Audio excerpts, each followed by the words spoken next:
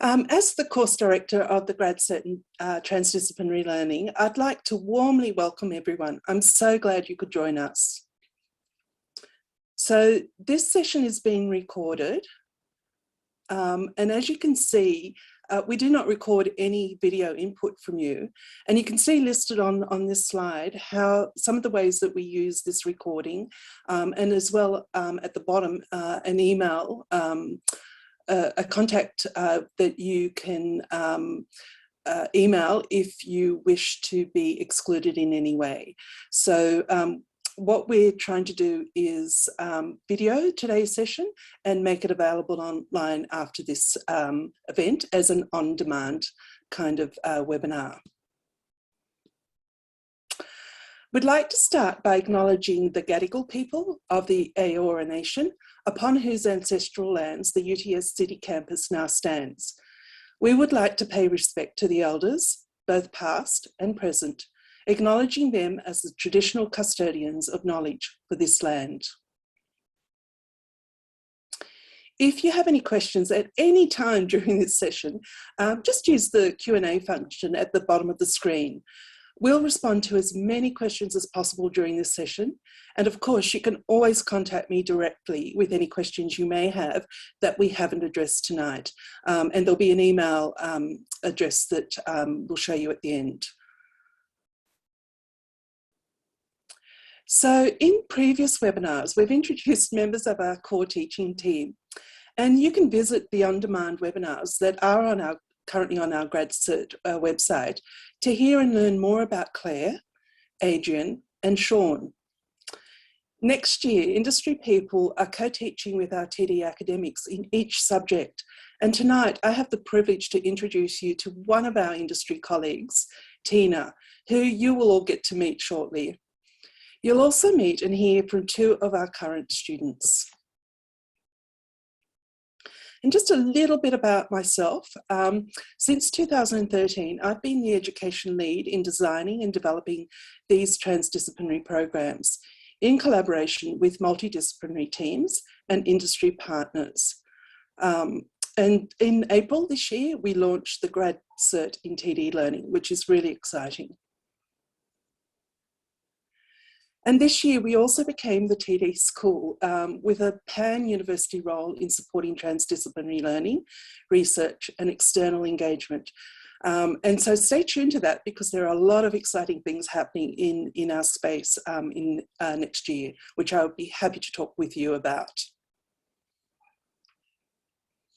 The Grad Cert program consists of 6 3 credit point subjects, each running over 5 weeks, and 1 6 credit point subject running over 10 weeks. So the Grad Cert program consists of 3 core subjects, 3 studio subjects, and a lab subject. The subjects can really be taken in any order other than the very last one, or the Living Learning Lab, which you do need to complete a requisite subject before doing it. And we do, however, strongly recommend that you do TD Learning for Change as your first subject. It's a fabulous subject and it really introduces you to TD learning practices within your professional context. All the Grad Cert subjects are also offered as equivalent TD Transdisciplinary Learning Micro Credentials. And we actually bring those 2 cohorts together when we run the subjects and the micro credentials. These micros provide another pathway into doing the Grad Cert, or you can just do a few micros and just get credit for them. We also offer an enterprise stream in the Grad Cert, where we work with an organisation or a school, for example, to design a program tailored to their particular professional learning needs. The equivalent TD Learning Micro Credentials, in this case, enable a great deal of flexibility in designing a program for organisations or schools, and also provide a way of thinking outside of the traditional structure of Grad Cert kind of programs. And really, if this is of interest to your organisation or school, then do contact me directly so we can discuss the possibilities. and explore how we might work together to tailor that kind of program for your team. So here we have a kind of a visual overview of how the core subjects work with the studio subjects. As I've already mentioned, there are 3 core subjects, which you can see on the wall with the red background, and the studio subjects with the grey kind of background, and the lab, which is in black. So each subject is coupled with a studio subject in some way. So in the first 2 subjects, the focus is on you as a transdisciplinary learner, inquirer. So, for example, in TD Learning for Change, introduces you, as I've said earlier, to transdisciplinary practices and trialling them, and using your professional context as a site to explore the possibilities and to really reframe a significant challenge worth pursuing that you've identified. And then in the Transformational Learning Studio, you really delve into exploring how to tackle a current complex challenge, and it could be the one that you've been working with in TD Learning for Change, and while also identifying and questioning how to work with many different stakeholders. And we use a range of techniques, methods, and frameworks to really explore what that could look like. Then in the next 2 subjects, we really shift to a focus on designing. In the core design subject, we engage you in design provocations from different disciplines and professions, and that's just teaming up the different collaborators for that, and it's really exciting. I'm going to love that subject, and I hope people who are doing it will as well. And there you'll also explore and use various design methods, futuring approaches, and prototyping techniques to develop and trial TD or other kind of learning experiences. And then when we come to the Designing Regenerative Futures studio, we kind of ask this question, or this is the question we're currently working with and working with it going into next year. What if learning environments were more like regenerative ecosystems? So here we use the concept of regeneration, which at the moment is being used by many professions in very many kind of practices. It's a really powerful kind of concept, and we use it as a metaphor for reimagining how we might design future-oriented learning experiences. Working with external partners, we explore regenerative principles for how they might shape learning, innovation, and really transformative pathways towards ethical futures. In the first 2 subjects here, the focus is on collective learning and doing that from a systems kind of perspective. So in the TD intervention subjects, we use methods and concepts to think differently about and map learning systems, whether it's a school or within an organisation. Or within a classroom. We consider initiatives with potential educational and societal impact and really identify where they might be leveraged for change. And at the same time, we also examine measures. How do we measure impact and quality? Then in the Entrepreneurial Learning Studio, we not only design programs for entrepreneurial learning and experimenting, that's one kind of thing that we could do, but we also consider how might we bring that entrepreneurial thinking to our own educational and professional learning work, how we approach that, that work. And I guess we also explore questions such as how might we become systems thinkers when putting into practice new initiatives.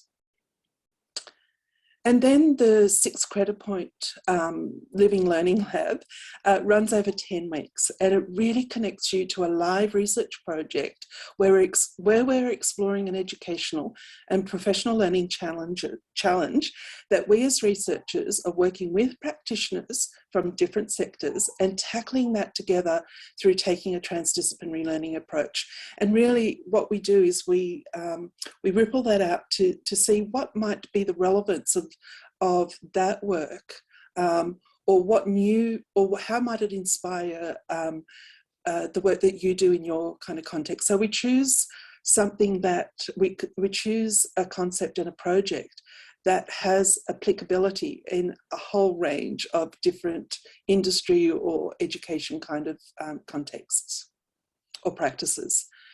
And finally, the enterprise stream subject, Bespoke Collective Action Studio, is tailored specifically for the professional learning and development needs of an organisation, school or team. So it's only available to be undertaken if it's undertaken by a team or an organisation or a school.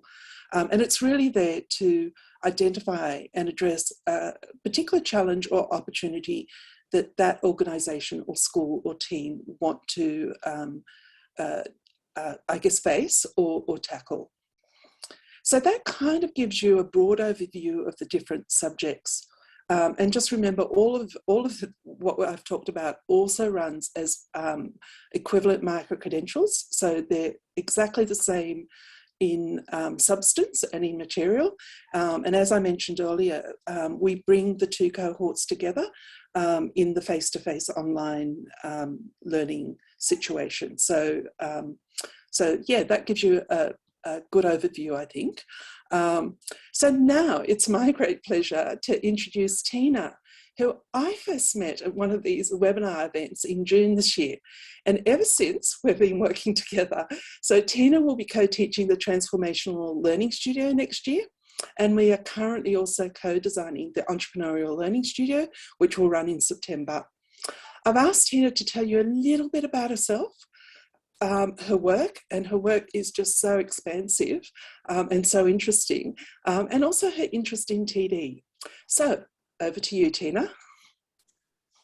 Thank you, Tanya. Can you hear me okay? Kia ora tatou. I have the absolute pleasure to be joining this beautiful program from Bay of Plenty, New Zealand. So, you know, that is just credit to the innovative approach for busy people, for career people. You know, this program really transcends time and space and borders. And let me tell you a little bit about myself and how I got involved with transdisciplinarity. I'll back up and say, I am, first of all, I'm an Amerikiwi, so I am a dual citizen of the US and New Zealand. I grew up in South Dakota, and I suppose that's where the paradox began, because I am, not only am I a Sioux Indian coming from the Sioux tribe of South Dakota, but I'm also really a Viking. So all the rest of my heritage comes from Northern Europe, and you know, in that paradox of of the and also approach, you know, is sort of how I came into this world. Moving on from there, I lived in Spain and Mexico before I was 20 years old, and then when I did my undergraduate in Nebraska, I had the privilege of starting my learning journey of not only applied research and action learning and research, but also social change as it relates to learning. So I worked for 30 different 501c3s, which were lobbying nonprofits. And what we were doing in the only state in the United States that has a unicameral, which is a one-state house, just like New Zealand, coincidentally, is working to create the precedents for the entire US for creating social change. So things like wind energy and water quality and air quality, also pesticide safety, healthcare reform. There was lots of interesting stuff going on. So I started my action and learning research from a very early age out in the field as an entrepreneur. Then I moved into the financial world and became a stockbroker in Omaha. Omaha is where you know, it's a very, very strong financial district, and is where Warren Buffett comes from. You know, one of the very, very successful investment advisors in the US. Moving on, I did land development. So I was part of a 4th generation land development and landscaping company. So we grew trees and we did systems approach land development. So neighborhood and nature. So how do you save all the trees, but develop neighborhoods within the environment? And we got grants from the EPA for restoring the wetlands, and we worked with the local schools to develop programs for tree planting and for education. So again, very integrated approach. when we decided to move to New Zealand, I moved into a more targeted portfolio approach. So I set up a consulting business and positioned myself as a lead executive. I continued with my education. I got my MBA at 40. So it is a nonlinear path when you're an entrepreneur and a business person. And while I was doing my MBA, I also moved into angel investing and worked for one of the largest angel investors in the country, angel investor groups. The problem they needed to solve is that they didn't have enough deals to put all of their investment money in. So we created a really unique action research project that I ended up using for my MBA, which was, how do we develop the entrepreneurial ecosystem? How do we build that startup economy and those startup deals so that we could get more investment in our local community? As we moved on, I started getting into horticulture. Landscaping and land development in the United States translates quite well to horticulture, where I moved in the Bay of Plenty, New Zealand. So New Zealand, where I live, is known for kiwi fruit, avocados, berries. It is just the most beautiful capital of fruit and beautiful beaches, in New Zealand. And as a result of that, I got involved with a number of technology companies applied to horticulture. So robots that pick kiwi fruit, a lot of different technology testing companies. So anything from time of flight to micro sensors for micro weather and all sorts of things in between. I know I have a short amount of time, so I won't go into any more detail. However, as I got into that, I started getting into, coincidentally, transdisciplinary research. And how that happened is that my transdisciplinary research,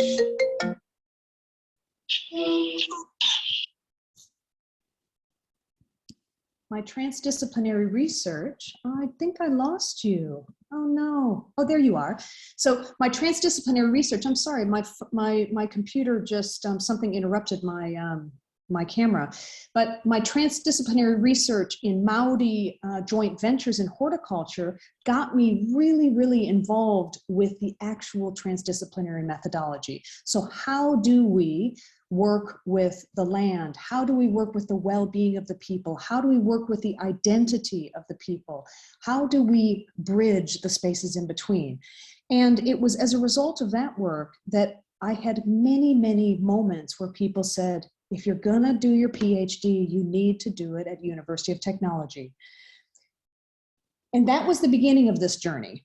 As I started working to create space, letting go of a lot of the executive work I was doing and moving into governance, I started looking at what are the programs at UTS, and I started getting involved with these exact learning opportunities that now I'm presenting on, to be able to understand what the opportunities were. And that's how I met Tanya. Fast forward from there, we got to talking about how I am such an action learner and an action researcher, and being able to apply my PhD methodology to action learning, and here we are. So I will be involved with the entrepreneurial coursework. I will be looking at, I've got a number of case studies I'm working on, because as also I'm part of the Edmund Hillary Fellowship, and as a result of that, I've gotten into a couple of joint ventures around housing security. Housing's a big, big issue in New Zealand, and so we are very much taking a transdisciplinary approach to research as well.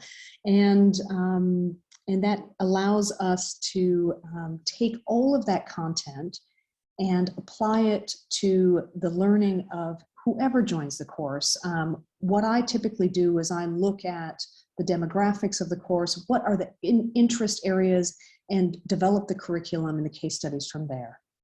So that gives you a little bit of feel for who I am. I think that the slides that are on here, the spirit of entrepreneurs, I was on many billboards for my MBA, which was a little bit embarrassing, I have to admit, but as a result of my entrepreneurial approach in New Zealand, As much as I came to New Zealand and started my MBA about 6 weeks after I arrived, I really used my MBA to connect to the ecosystem of New Zealand. And I guess that's why they put me on the billboard, was that entrepreneurial approach. Moving into the photo of me with the flowers, that's a completely different community fundraising effort, which is called Tarnished Frocks and Divas. And what we do in that program, it's a fundraising event. Only women over 40 can be part of the production, and it's basically where wearable arts meets modeling, singing. We do a catwalk with recycled clothing. I can tell you that before I did that event, I had never been on a stage. So it was completely a whole new experience. I had no idea what I got myself into, but it really did help open doors to other creative ways to apply learning and education. You can see the other is an article just about COVID. I'm still very, very involved with the local university where I got my MBA and continue to apply my learning here in my local community while I support my PhD Transdisciplinary Learning through UTS. Back to you, Tanya. I hope, I'd love to field any questions, but over to you for the next round. If you do have any questions for Tina, by all means, put it in the Q&A. You can see, thank you, Tina. You can see how much we can learn from Tina in the work that we're doing and how we bring it into kind of education. Now for you to hear from one of our current students. So Celinda enrolled in the TD Learning for Change Micro Credential in August, and then after consultation about her interest, has just finished the Designing Regenerative Future Studio. So I'll now pass over to Celinda to talk about her experiences. And of course, again, if you have questions for Celinda, please put them in the Q&As. Thanks, Celinda. Thank you. Hi, everyone.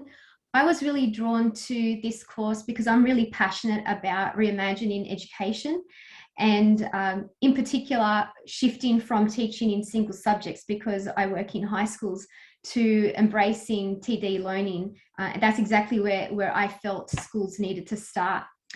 I really enjoyed both micros I did this year. And what I found quite surprising was how personalized the courses are. And Tanya mentioned that before as well. The great thing is that the courses are shaped, you actually shape the courses to fit your context and needs. And that's the same for the assessments as well. You shape it around a challenge that fits your work context. So you find it very, very useful. You can literally grab your assessment and bring it to your workplace.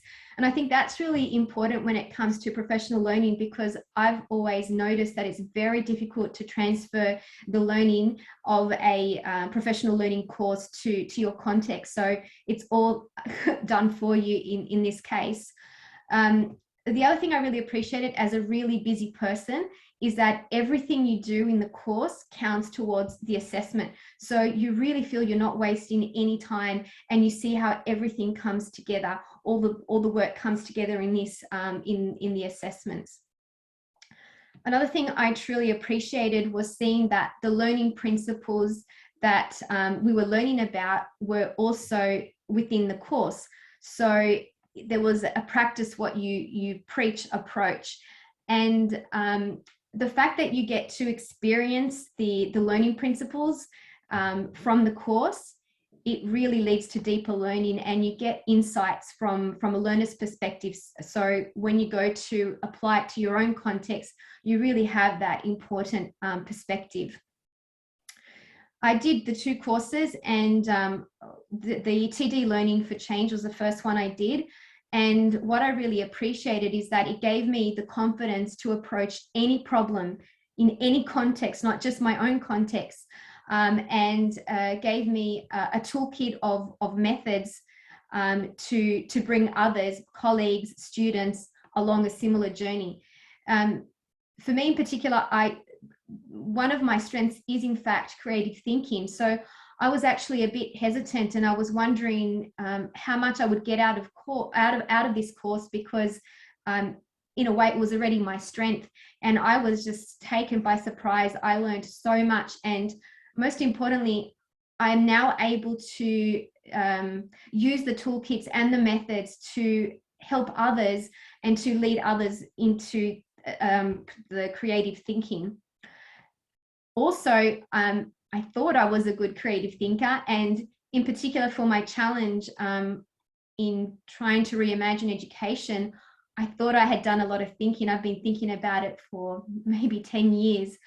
And I realized just how effective the methods and techniques of TD learning are when I, after the 6 weeks, came to so many new conclusions and new insights that really completely transformed my thinking around this challenge that I had in my mind for several years.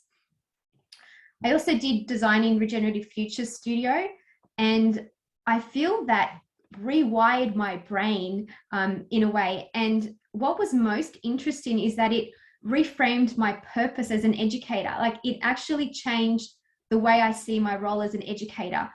So it had a really huge impact on me, and I kind of now view the world very differently. I have this new framework, a new perspective on things. It was very inspiring, and it also ignited new passions for me. In addition, the assessment was, I found all the assessments really fun. We're encouraged to think outside the box and take risks, and that leads to deeper learning. And again, the assessments apply to our context. So I was working and studying at the same time, in a sense.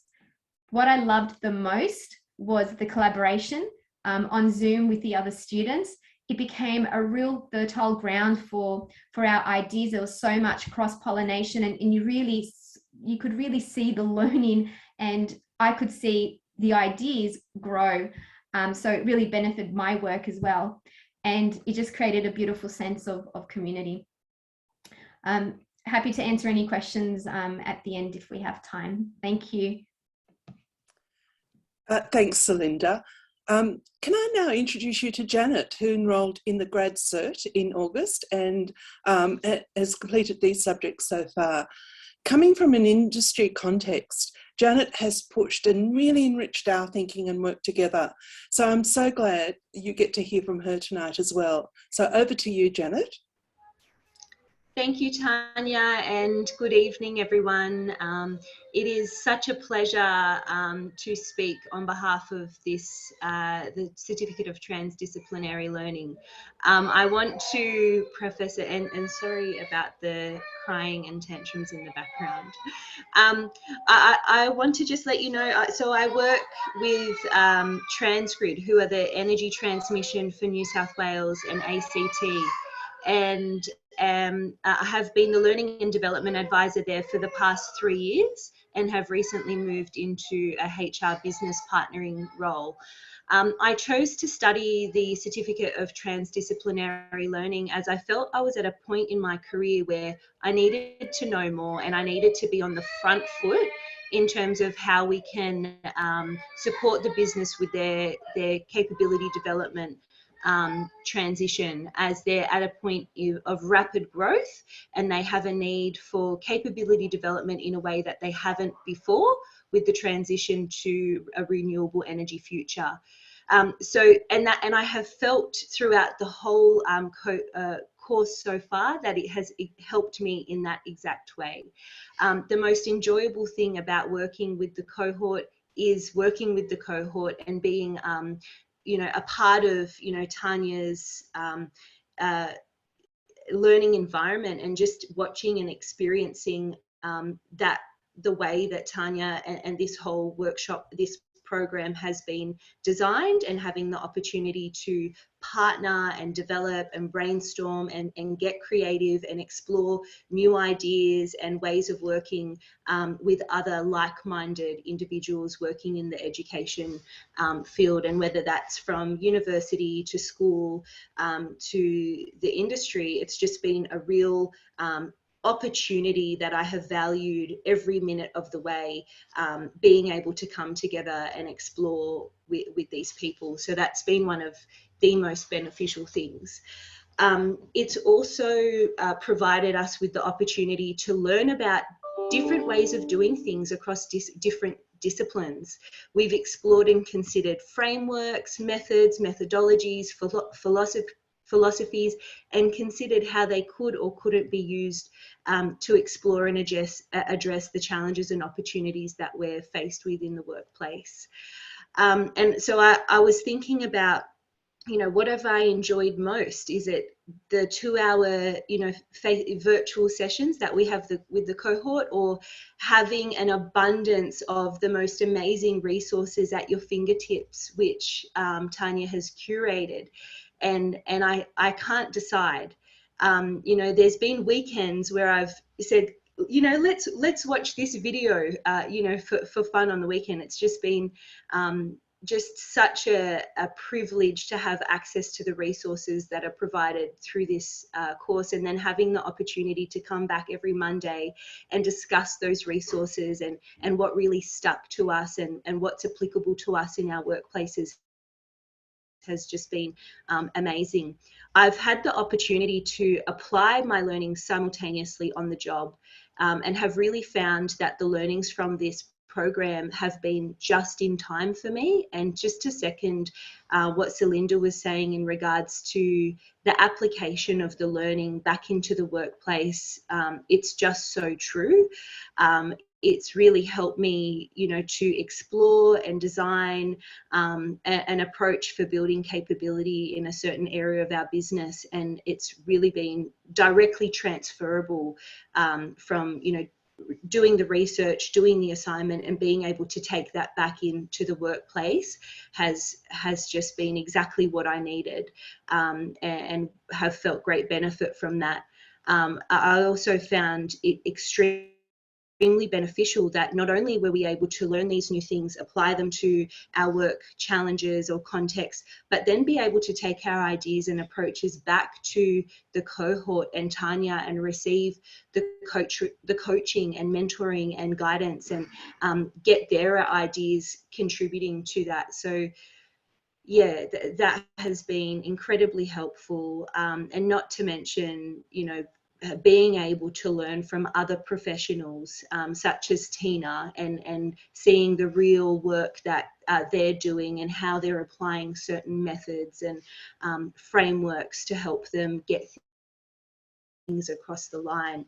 And so some of the learnings that have helped me with my recent challenges have been tools for assessing needs or engaging stakeholders, or how to effectively communicate ideas, you know, things to consider when designing a learning experience, and having the opportunity to share all of that and receive feedback from other learners has just been absolutely incredible.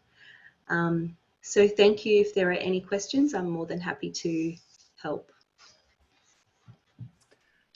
Thank you, Janet. So I'm guessing that you can see that we have just got, we've been so, I guess, privileged this year. We have had such a fabulous learning team, both teachers as designers and as professionals who have joined us. So I can't wait till next year when we go on to the next part of the journey.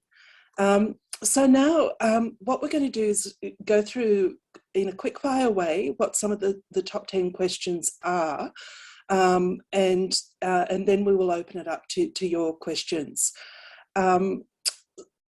So we often get asked this question, and you could hear from Celinda and Janet what is distinctive about the Grad Cert. So, you know, that distinctiveness shows itself in the kind of multidisciplinary breadth in ideas with which we engage with, and also really working across diverse sectors and professional fields and disciplines. And you could hear that from what Tina was saying, and Celinda, who works in schools, and Janet, who works out there in industry. So you would expect people with quite different backgrounds and experiences in the cohort, and that's what gives it its richness and the ideas to kind of work with. The program is challenge-based. So you heard that again in what was being said. It's really centred on collective learning and future-oriented kind of approaches. And probably the last thing to mention, the intention of the Grad Cert is really about widening participation opportunities for people to undertake postgraduate work. We really welcome diversity and building professional networks. So who is the course for? Often we talk about it being for educators, learning professionals, education leaders working in the education sector or in industry or the public sector or community. But really, the material that we engage with really can be put to work in whatever your career aspirations are, and really even just exploring what you are wanting to, I guess, examine in terms of what are the pathways in your career. So while it has an education or a learning kind of perspective, it's much, much broader than that. So the info packs on the Grad Cert side have a list of when each of the subject runs with their start and end dates for 2022. But in short, we have a subject and its equivalent micro-credential running in March, April, May, June, and then there's a break in July, and then a subject running in August, September, and the Living Learning Lab runs over 10 weeks. So that's October, November, and just the first week of December. You heard a lot from Janet and Celinda about what learning looks like and what the assessments look like in the subject. So there is a richness of resources. So we curate what we think are the powerful kind of ideas of this time, and we draw from the past as well. And that means that you can kind of have a self-paced, mentored online learning kind of experience. And so you can select what's of potential use for you at this point in time, but also engage with other ideas. As you've heard, we meet weekly online, and I call them informal conversations in the sense that they're like the professional conversations you have in your workplace. So we don't have lectures. So the lectures are replaced by the material being curated in what I think is powerful ways online that you can engage. And there's a richness of resources in different kind of modes there. So when we come together, we actually engage in conversations about the ideas that people are working with. So that's probably, yeah. So what's the time commitment? So for the 3 credit point subjects that run over about 5-6 weeks, it's 75 hours. And remember, as Celinda mentioned, that really the work that you do in the subject is integrated with you, can be integrated with your current kind of job. So, and can I say that I know that people like Celinda and Janet are spending way above that number of hours because of their own kind of curiosity and interest. And the subjects stay open, so you've always got access to the resources for an extended period of time beyond the 5 weeks. Currently, we offer the subjects and micros only online. And what we've found is that there are real benefits because we can work with people internationally and interstate, which we couldn't have done easily previously. And I think we also have tackled that challenge of how do we use the online in really powerful ways. For now, for next year, we will stay just online. And by the way, Sydney participants can, of course, access the UTS campus and all of its facilities.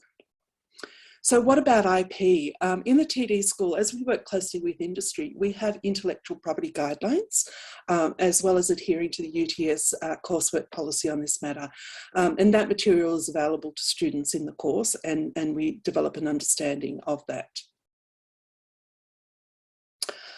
Okay, so if you're not ready to commit, you can do the Tdl Micro Credentials, which run concurrently. And remember that we bring the two cohorts together, and they're the exact equivalent to the Grad Cert subjects.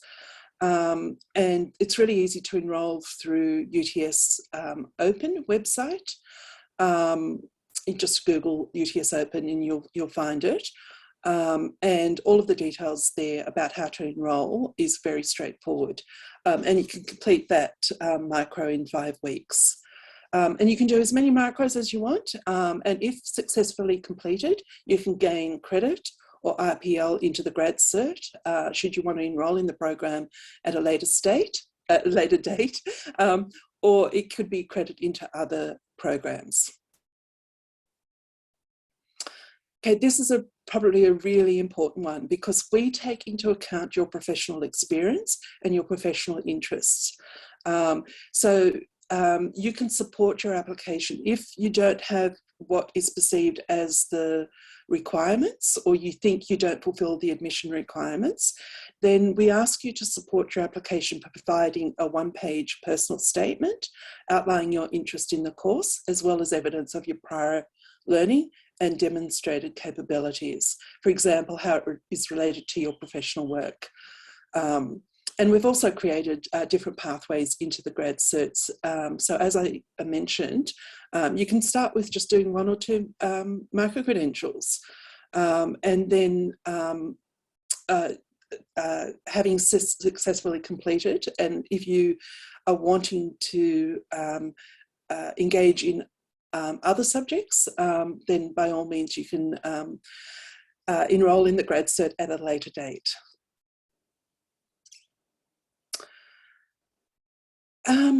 Enrolling in the Grad Cert is really easy. So I'll just put the link down in the chat, but also this information is, actually I can't seem to put it in, oh here we go. This information is also available on our website. And as I said, enrolling the micro credentials is really easy. Just go to the UTS Open micro credential page and you'll find the information there.